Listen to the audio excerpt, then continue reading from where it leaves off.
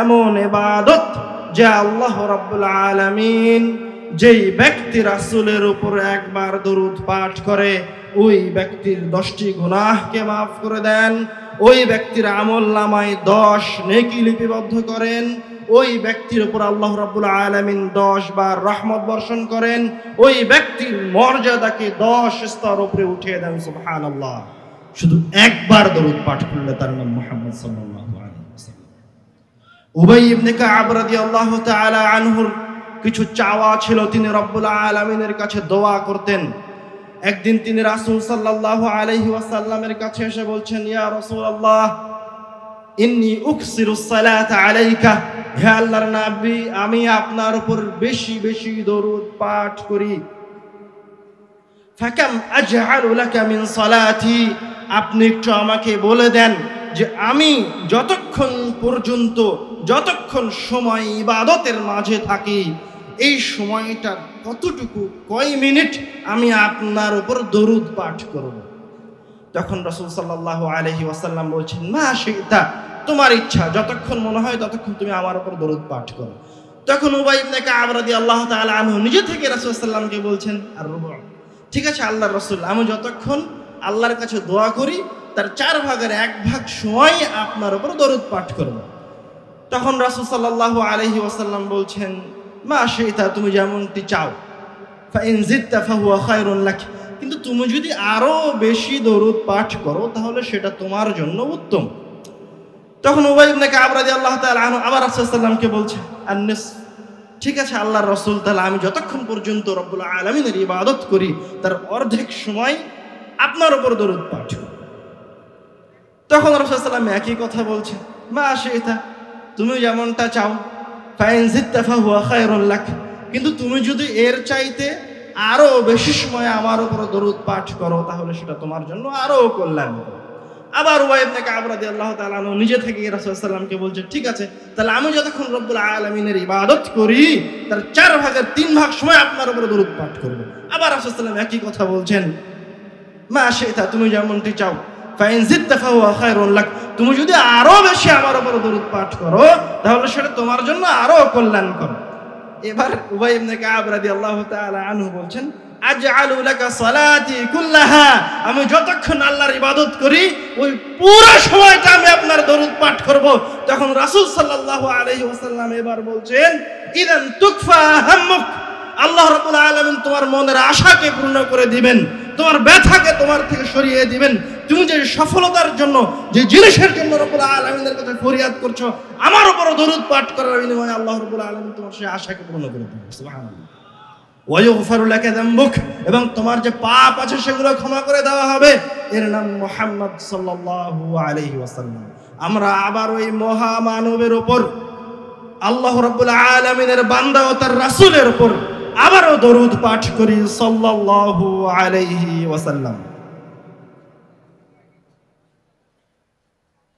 আল্লাহ রাব্বুল আলামিন মানুষকে সৃষ্টি করেছেন তার ইবাদতের জন্য এবং তাকে শ্রেষ্ঠত্ব দান করেছেন তার জ্ঞানের মাধ্যমে, এবং রাব্বুল আলামিন মানুষকে এমন একটা ফিতরাত দান করেছেন যে সে চাইলে ভালো কাজ করতে পারে, সে চাইলে খারাপ কাজ করতে পারে, চাইলে কুফরিতে লিপ্ত হতে পারে, আবার চাইলে সে ইবাদত বান্দাগি করে রব্বুল আলামিনের সর্বশ্রেষ্ঠ বান্দা হওয়ার সৌভাগ্য লাভ করতে পারে। আল্লাহ রাব্বুল আলামিন এই ইখতিয়ার মানুষের কাছে দিয়ে রেখেছেন। আমি এই কথা বলে যেই জিনিস আপনাকে বোঝাতে চাচ্ছি সেটা হচ্ছে, মানুষকে আল্লাহ রাব্বুল আলামিন তার দাসত্বের জন্য সৃষ্টি করেছেন, তার উবুদিয়াতের জন্য সৃষ্টি করেছেন, তার গোলাম করে সৃষ্টি করেছেন, কিন্তু রব্বুল আলামিন তার ইবাদত করতে মানুষকে বাধ্য করেন না, স্বাধীন। যখনই মানুষের ধন সম্পদ বৃদ্ধি পায়, মানুষ যখন রব্বুল আলামিনকে ছেড়ে দিয়ে জ্ঞান অর্জন করে, যখন মানুষ এটা মনে করে যে আমি এখন অমুখাপেক্ষী, আমি এখন কারো মুখাপেক্ষী নয়, তখন মানুষ পথভ্রষ্ট হতে শুরু করে। যেমন কারুন প্রচুর পরিমাণে সম্পদ অর্জন করেছিল, কিন্তু সে রব্বুল আলামিনের শুকরিয়া জ্ঞাপন করে। সে কি বলেছিল? আল্লাহ রাব্বুল আলামিন বলছেন সূরা কাসাসের ৭৮ নম্বর আয়াতে, ক্বালা ইন্নামা উতিতুহু আলা ইলমিন ইনদি, আমি এই অর্থ সম্পদ অর্জন করেছি আমার নিজের জ্ঞান দিয়ে। ঠিক তেমনই ভাবে ফিরআউন এক সাম্রাজ্য, এত বড় সাম্রাজ্য কায়েম করেছিল যে সে নিজেকে একসময় প্রভু ভাবতে শুরু করে, যে আরে আমি ছাড়া তো আমি কাউকে ইবাদত করার যোগ্য দেখছি না, আমিই তো এই জগতের প্রভু, আমার চেয়ে তো শ্রেষ্ঠ কাউকে দেখছি না। আল্লাহ রাব্বুল আলামিন তার কথাকে কোরআনুল কারীমে বলেছেন, মা আলিমতু লাকুম মিন ইলাহিন গায়রি, আমি তো তোমাদের জন্য দ্বিতীয় এমন কোন ইলাহ দেখছি না যার তোমরা ইবাদত করবে। ফিরআউন বলেছিল, আল্লাহ রাব্বুল আলামিন সূরা নাজিআতের 24 নম্বর আয়াতে বলছেন, আনা রাব্বুকুমুল আ'লা, আরে আমি তো তোমাদের সবচেয়ে শ্রেষ্ঠ, সবচেয়ে বড়, সবচেয়ে মহান প্রভু। নাউযুবিল্লাহি মিন যালিক। তো এইভাবে যখন মানুষের কাছে অর্থ সম্পদ আসতে থাকে এবং সে রব্বুল আলামিনের জিকির থেকে দূরে সরে আসতে থাকে, তো একসময় সে পরিপূর্ণভাবে পথভ্রষ্ট হয়ে যায়। আল্লাহ রাব্বুল আলামিন কুরআনুল কারীমে সূরা আলাকের ৬-৭ নম্বর আয়াতে বলছেন, কাল্লা ইন্নাল ইনসানা লায়াতগা আর রাআহু ইসতাগনা, যখনই মানুষ দেখে আমি অমুখা বেক্ষী হয়ে গেছি, যখন মানুষ দেখে আরে আমার আন্ডারে তো পুরো দেশ পরিচালিত হচ্ছে, যখনই মানুষ দেখে যে আমার কথায় এরা উঠে বসে, যখন মানুষ দেখে আরে বাসা থেকে বের হলেই আমার গাড়ি আছে, আমার জন্য হেলিকপ্টার আছে, আমার জন্য বিমান আছে, আরে আমার জন্য পৃথিবীর সবকিছু রেডি, আল্লাহ রাব্বুল আলামিন বলছেন, কাল্লা ইন্নাল ইনসানা লায়াতগা, যখন মানুষ সেই রকম পর্যায়ে পৌঁছায় তখন সে রব্বুল আলামিনের সীমা লঙ্ঘন করে। যখনই মানুষ রব্বুল আলামিনকে বাদ দিয়ে সামনের দিকে এগিয়ে যাবে, তখনই মানুষ সীমা লঙ্ঘন করবে। এই বর্তমান শতাব্দীতে কোনো মানুষ নিজেকে প্রভু বলে দাবি করেনি, এ কথাটা ঠিক, কিন্তু এমন এক মতবাদের উদ্ভাবন হয়েছে যারা রব্বুল আলামিনের কালামকে সাইডে রেখে দিয়ে, রব্বুল আলামিনের কালামকে পাশে রেখে দিয়ে বলে যে এখন সংবিধান আমরা লিখব, রব্বুল আলামিনের কালাম পুরাতন হয়ে গেছে। নাউযুবিল্লাহ। এবং এমন এক মতবাদের আবির্ভাব হয়েছে যারা মনে করে যে ধর্ম এবং রাষ্ট্র, ধর্ম এবং জীবন দুইটি আলাদা জিনিস। আপনি মনে হয় এখনো স্পষ্ট হতে পারেননি। এখনই আপনাদের সামনে এসে দাঁড়িয়ে বলছে যে আমরা ইসলামী রাষ্ট্র কায়েম করব, আমরা তোমাদেরকে ইসলামের যাবতীয় অধিকার দিয়ে দিব, আমরা তোমাদের জন্য ইসলামের প্রত্যেকটা বিধানকে কার্যকর করব। 10 মিনিট পরে টকশোতে গিয়ে একজন মহিলার সাথে বসে গল্প করছে, সারাদিন সুদ নেয়, মানুষের সাথে অন্যায় করে, ন্যায় বিচার প্রতিষ্ঠা করে না, আবার ওই সুদের অর্থ অন্যায় ভাবে অর্জিত অর্থ নিয়ে গিয়ে হজ করতে চলে যায় পরের দিন। বেহায়া হয়ে মানুষের সামনে নাচে, নাম তার মুসলমান, যখনই কাবা ঘরের দিকে ইবাদতের জন্য যায় তখন সে বিশাল বড় আবায়া পড়ে নাই, কালো হিজাব দিয়ে নিজের শরীরকে ঢেকে নাই, দিয়ে বলে আমি মুসলমান। এই যে পয়জন মানুষের ভিতরে ঢুকেছে, এই যে ভাইরাস আজকে মুসলিম উম্মার ভিতরে প্রবেশ করেছে, এই যে মুসলিম উম্মাহের একটা দল, একটা ফেরকা, একদল মানুষ এটা মনে করেছে যে আমার ইবাদতের জায়গা হচ্ছে কাবা ঘর, আমার ইবাদতের জায়গা হচ্ছে মসজিদ, আমার ইবাদতের জায়গা হচ্ছে রমজান মাস, আমার ইবাদতের সময় হচ্ছে তাহাজ্জুদের সালাত, আর বাকি আমার যে জীবন আছে, আমার অফিস, আমার আদালত, আমার বিচার ব্যবস্থা, এগুলো সব রব্বুল আলামিনের ইবাদতের বাইরে। যারা এই বিভাজন সৃষ্টি করেছে এরা সবাই এক পয়জনে, এক ভাইরাসে আক্রান্ত। সেই ভাইরাসকে ইংরেজিতে বলা হয় সেকুলারিজম, এই ভাইরাসকে আরবিতে বলা হয় লাদিনিয়া, এই ভাইরাসকে আরবিতে বলা হয় আল আলমানিয়া। এই ভাইরাসের বাংলা অর্থ হচ্ছে ধর্ম নিরপেক্ষতাবাদ, এই ভাইরাসের বাংলা অর্থ হচ্ছে ধর্মহীনতা, এই ভাইরাসের বাংলা অর্থ হচ্ছে ধর্মবিহীন কর্মজীবন।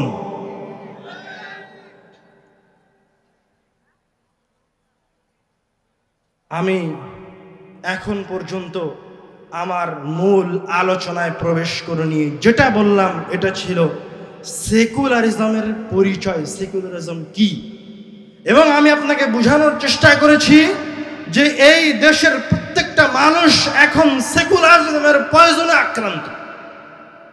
ও জানে না এটা কখন তার ভিতরে প্রবেশ করছে। ও শৈথিল্যবাদী হওয়ার চেষ্টা করছে, তার অজান্তে সে এখন সেকুলারিজমে আক্রান্ত। তার অজান্তে এখন সে মনে করছে যে এটা তো স্বাভাবিক জিনিস, এটা করাতে তো কোনো সমস্যা নাই, আমি তো আল্লাহর ইবাদত করছি। অথচ আল্লাহ রাব্বুল আলামিন বলছেন ওয়ামা খালাকতুল জিন্না ওয়াল ইনসা ইল্লা লিয়াবুদুন, আরে মানুষকে আমি দ্বিতীয় কোনো কাজের জন্য সৃষ্টি করিনি, আমি মানুষকে শুধুমাত্র আমার ইবাদতের জন্য সৃষ্টি করেছি। যখন কোনো মানুষ তার বাড়ি থেকে বের হবে তখন তার বাড়ি থেকে বের হওয়া হবে ইবাদত, যখন সে স্যান্ডেল পায়ে দিবে তার স্যান্ডেল পায়ে দেওয়া হবে ইবাদত, যখন সে টয়লেটে প্রবেশ করবে পায়খানা করার জন্য তখন তার টয়লেটে প্রবেশ করা হবে ইবাদত, যখন সে বাথরুম থেকে বের হবে তার বাথরুম থেকে বের হবে ইবাদত, যখন সে রাষ্ট্র পরিচালনার জন্য যাবে তখন তার রাষ্ট্র পরিচালনা হবে তার জন্য ইবাদত, যখন সে তার পরিবারের জন্য অর্থ উপার্জন করতে যাবে সেই অর্থ উপার্জন তার জন্য ইবাদত। অবশ্যই প্রত্যেকটা ক্ষেত্রে প্রত্যেকটা সেক্টরে মুসলমানের বাচ্চাকে, একজন মানুষকে যে ইলাহে বিশ্বাস করে, রব্বুল আলামিনে বিশ্বাস করে, সে রব্বুল আলামিনের উবুদিয়্যাত করতে প্রত্যেকটা সেক্টরে বাধ্য করতেই হবে। অন্যথায় সে সেকুলারিজমে আক্রান্ত, তার অজান্তে সে এখন কুফরি মতবাদের ভিতরে ঢুকে গেছে। এবার আসি এই কুফরি মতবাদের উত্থান হওয়ার পিছনে কারণ কি, সেকুলারিজমের উৎপত্তি হওয়ার কারণটা কি, এটা কোথায় থেকে আসলো? সেকুলারিজম এর সরিষা সমপরিমাণ ধারণা ইসলামের কোরআনেও নাই, ইসলামের হাদিসেও নাই, এবং ইসলামের কোনো বিধান এমন নয় যে কোনো মুসলমানের সেকুলার হওয়ার প্রয়োজন আছে। সেকুলার কার হওয়ার প্রয়োজন আছে? যার ধর্মে কমতি আছে। সেকুলার কার হওয়ার প্রয়োজন আছে? যার ধর্ম পরিপূর্ণ নয়। আর আল্লাহ রাব্বুল আলামিন বলছেন আল ইয়াউমা আকমালতু লাকুম দীনাকুম, আজকে আমি তোমাদের ধর্মকে পরিবর্তন করে দিয়েছি। আজকের পরে ইসলাম ছাড়া তোমাদের জন্য দ্বিতীয় কোনো ধর্ম নাই, আজকের পরে ইসলাম ছাড়া তোমাদের কোনো মতবাদ নাই, আজকের পরে ইসলাম ছাড়া তোমাদের কোনো মূলনীতি নাই, তোমাদের কোনো রাষ্ট্রের মূলনীতি নাই, তোমাদের কোনো অর্থনৈতিক মূলনীতি নাই, তোমাদের কোনো বিচার ব্যবস্থার মূলনীতি নাই, একমাত্র কি ছাড়া? ইসলাম ছাড়া। আমরা সেকুলারিজমের উত্থানের তিনটি কারণ উল্লেখ করব। সেকুলারিজম এসেছে মূলত ইউরোপ কান্ট্রিগুলি থেকে। গির্জার পাদ্রীদের নির্যাতন অত্যাচার সহ্য করতে না পেরে এবং খ্রিস্টান ধর্মের জ্ঞান ও বিজ্ঞানের সাথে সাংঘর্ষিক হওয়ার কারণে মূলত সেকুলারিজমের উৎপত্তি হয়। আমি মোট তিনটি কারণ উল্লেখ করব। তার প্রথম কারণ হচ্ছে সেকুলারিজম ইউরোপ কান্ট্রিতে আসে পাদ্রীদের অত্যাচারের কারণে। তাদের অত্যাচারের একটা রূপ ছিল, যখন কোনো খ্রিস্টান কোনো পাপে লিপ্ত হতো তখন সেই পাপের প্রায়শ্চিত্ত করার জন্য তাদের ইন্ডুলজেন্স নামক একটা সিস্টেম ছিল। সেটা হচ্ছে পাদ্রীকে গির্জায় অর্থ দিতে হবে। তো গির্জার পাদ্রীরা এই উপায়ে দেশের জনগণের খ্রিস্টানদের অর্থ আত্মসাৎ করত। এটা কোন ধর্মের নিয়ম? কোন ধর্মের নিয়ম? খ্রিস্টান ধর্মের নিয়ম। আমি আপনাকে এই আলোচনা খুব মনোযোগ সহকারে শোনার জন্য উদাত্ত আহ্বান জানাবো। এই আলোচনার বিষয়বস্তু কঠিন, যদি মনোযোগ দিয়ে না শোনেন তো হয়তো বুঝতে পারবেন না।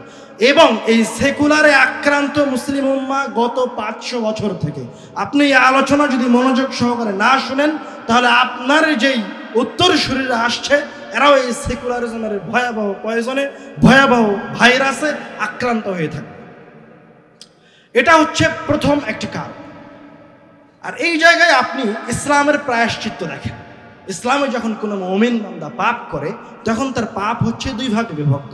একটা হচ্ছে রাষ্ট্রের সাথে যত অপরাধ রয়েছে সেগুলির হুকুম আহকাম রাসূল সাল্লাল্লাহু আলাইহি ওয়াসাল্লাম বলে দিয়েছেন। এবং ব্যক্তির সাথে যে অপরাধ আছে সেটাও রাসূল সাল্লাল্লাহু আলাইহি ওয়াসাল্লাম বলে দিয়েছেন। আমরা এই পর্যায়ে শুধুমাত্র ইসলাম ধর্ম কতটা মানুষের জন্য সহনশীল, মানুষের জন্য ইসলাম ধর্মের প্রায়শ্চিত্ত মানুষের জন্য কতটা সহনশীল এবং সহজ সেটা বোঝানোর জন্য খ্রিস্টান ধর্মের প্রেক্ষিতে রাসূল সাল্লাল্লাহু আলাইহি ওয়াসাল্লামের একটা হাদিস বলবো। একজন সাহাবী রাসূল সাল্লাল্লাহু আলাইহি ওয়াসাল্লামের কাছে এসে বলছে, ইয়া রাসূলুল্লাহ হালাকতু, হে আল্লাহর রাসূল আমি ধ্বংস হয়ে গেছি। তখন রাসূল সাল্লাল্লাহু আলাইহি ওয়াসাল্লাম বলছেন, মা লাকা, কি হয়েছে তোমার? তখন ওই সাহাবী বলছে, ইয়া রাসূলুল্লাহ ইন্নী ওয়াকাഅতু আলা যাওজাতি আলা ইমরাতি ওয়া আনা সাইমুন, আমি সিয়াম অবস্থায় আমার স্ত্রীর সাথে মিলিত হয়েছি। এবার রাসূল সাল্লাল্লাহু আলাইহি ওয়াসাল্লাম বলছেন, তুমি কি একজন দাসকে মুক্ত করতে পারবা? সাহাবী বলছে, না, পারবো না। তখন রাসূল সাল্লাল্লাহু আলাইহি ওয়াসাল্লাম বলছেন, হাল তাস্তাতিউ আন তাসুমা শাহরাইন মুতাতাবিআইন, তুমি কি এই পাপের প্রায়শ্চিত্ত করার জন্য লাগাতার 2 মাস সিয়াম পালন করতে পারবা? সাহাবী বলল, লা লা ইয়া আল্লাহ, হে আল্লাহর রাসূল আমি লাগাতার 2 মাস সিয়াম পালন করতে পারবো না। তখন রাসূল সাল্লাল্লাহু আলাইহি ওয়াসাল্লাম তাকে আর তৃতীয় অপশন দিয়ে বলছেন, হাল তাস্তাতিউ আন তুতঈমা 60 মিসকিনান, তুমি কি 60 জন মিসকিনকে খাওয়াতে পারবা? ওই সাহাবী আবারও বলল, হে আল্লাহর রাসূল আমার এই সক্ষমতা নাই যে 60 জন মিসকিনকে খাওয়াতে পারবো। তো এভাবে কথা চলছে, এরই মাঝে রাসূল সাল্লাল্লাহু আলাইহি ওয়াসাল্লামের কাছে এক ডালি খেজুর হাদিয়া হিসেবে পৌঁছেছে। তখন রাসূল সাল্লাল্লাহু আলাইহি ওয়াসাল্লাম বলছেন, আইনা সাইল, মানে একটু আগে যে আমার কাছে এই পাপের প্রায়শ্চিত্তের জন্য খোঁজ ছিল, যার কাছে কোনো কিছুর সক্ষমতা ছিল না, এই পাপের প্রায়শ্চিত্ত করার সক্ষমতা ছিল না, ওই ব্যক্তিটা কোথায়? তখন বলছে, আনা, হে আল্লাহর রাসূল এই যে আমি। তারা বলছে, খুয ওয়া তাসাদদাক বিহা, আমার খেজুরগুলো নিয়ে গিয়ে তুমি এগুলি সাদকা করে দিয়ে তোমার পাপ থেকে মুক্ত হও। দেখেন, ইসলাম ধর্মের একজন গুরু তার শিষ্যকে, ইসলাম ধর্মের রাসূল তার সাহাবীকে নিজের সম্পদ দিয়ে বলছে, তার নিজের সম্পদ দিয়ে বলছে এগুলো তুমি আর একজনকে দাও, দিয়ে তোমার পাপগুলিকে ক্ষমা করে নাও। সুবহানাল্লাহ। আর অন্য ধর্মের গুরুরা কি বলে, আমাকে টাকাটা দাও, আমার পকেটে ঢুকে। এই হাদিস এখানে শেষ হয়নি, আরো মজার কথা আছে। এবারকার ওই রাসূল সাল্লাল্লাহু আলাইহি ওয়াসাল্লাম জিজ্ঞাসা করছে, হে আল্লাহর রাসূল এই খেজুর কি আমি আমার চাইতে বেশি দরিদ্র, আমার চাইতে যে দরিদ্র তার কাছে তাকে দিব? তারপরে তার কথাটা আমি আপনাদেরকে শোনাই। ফাওয়াল্লাহি মা বাইনা লাবাতাইহা আহলা বাইতিন আফকারা মিন আহলা বাইতি, হে আল্লাহর রাসূল এই মদিনার উত্তর থেকে দক্ষিণে, পূর্ব থেকে পশ্চিমে যত পরিবার আছে, যত মানুষ বসবাস করে, এই পুরো মদিনার ভিতরে সবচেয়ে গরিব পরিবার হচ্ছে আমার পরিবার। ফাদাহাকা রাসূলুল্লাহ সাল্লাল্লাহু আলাইহি ওয়াসাল্লাম, রাসূল সাল্লাল্লাহু আলাইহি ওয়াসাল্লাম তখন জোরে হেসে উঠলেন, দিয়ে বলছে, ঠিক আছে তুমি এই খেজুর নিয়ে গিয়ে তোমার পরিবারকে খাও। সুবহানাল্লাহ। মানে ইসলামের বিধিবিধান, প্রত্যেকটা বিধিবিধান যেই মানুষ পাপ করেছে তার অবস্থার উপর ভিত্তি করে। কথা কি বুঝতে পারেননি?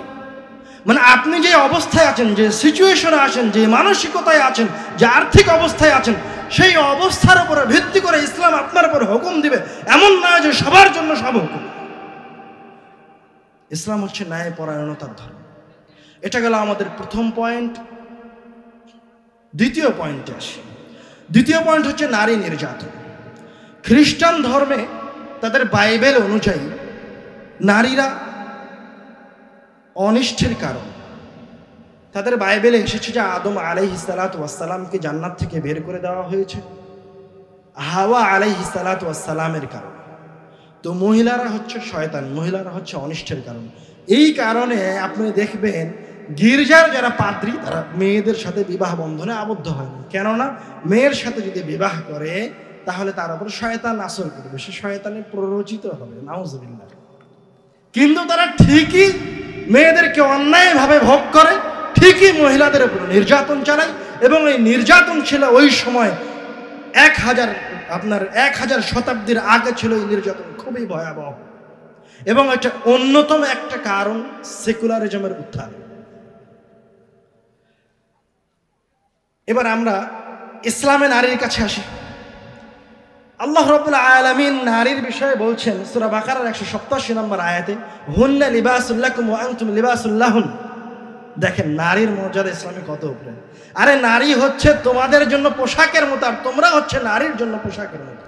এর চাইতে কঠিন আয়াত আল্লাহ রাব্বুল আলামিন সূরা নিসার 19 নম্বর আয়াতে বলছেন, ওয়াশিরুহুন্না বিল মারুফ, হে পুরুষেরা তোমরা নারীর সাথে সুন্দর আচরণ করো।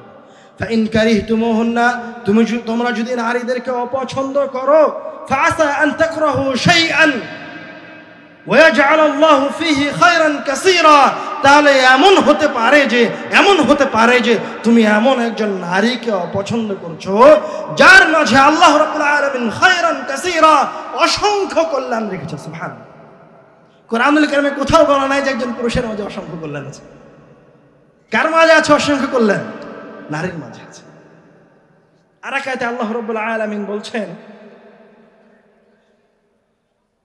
وأنكحوا الأيام منكم والصالحين من عبادكم وإمائكم, আরে তোমাদের মাঝে যারা অবিবাহিত আছে, সৎ পুরুষ আছে, দাস দাসী আছে, ওদেরকে বিবাহ দিয়ে দাও।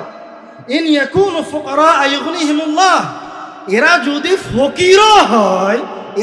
ফকিরও হয় ইউগনিহিমুল্লাহ মিন ফাদলিহ, তাহলে একজন মেয়ে হোক দরিদ্র, একজন পুরুষ দরিদ্র, যখন বিবাহ বন্ধনে আবদ্ধ হবে, একজন মেয়ে মুমিন, একজন পুরুষ মুমিন যখন বিবাহ বন্ধনে রব্বুল আলামিনের বিধান অনুযায়ী একত্রিত হবে, রব্বুল আলামিন তাদেরকে ধনী করে দেবে। সুবহানাল্লাহ।